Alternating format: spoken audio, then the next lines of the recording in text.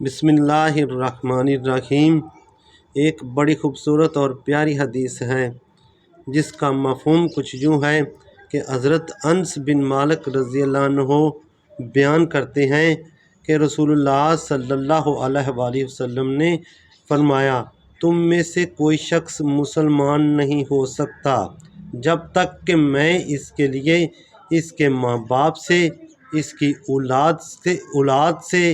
اور سارے انسانوں سے زیادہ محبوب نہ ہو جاؤں۔ یعنی حقیقت میں مومن کہلانے کا مستحق وہی شخص ہے جس کے دل میں رسول اللہ صلی اللہ علیہ وآلہ وسلم کی محبت سب سے زیادہ ہو، اور یہ محبت بھی ہر ایک کی محبت پر غالب ہو۔ قرآن پاک کا ارشاد ہے کہ بلا شبہ نبی کریم صلی اللہ علیہ وآلہ وسلم تو مومنوں کے لیے ان کی اپنی جانوں سے بھی بڑھ کر ہیں۔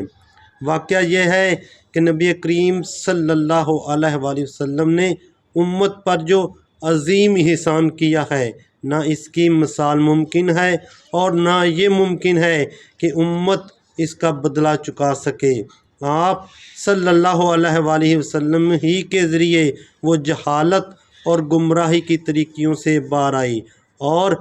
آپ صلی اللہ علیہ وآلہ وسلم ہی کی ہدایت سے اسے اسلام کی سیدھی شاہراہ ملی، اور آپ صلی اللہ علیہ وآلہ وسلم کی ہی شفاعت سے آخرت میں اسے نجات اور فلاح نصیب ہوگی۔ اللہ رب العزت عمل کی توفیق عطا فرمائے۔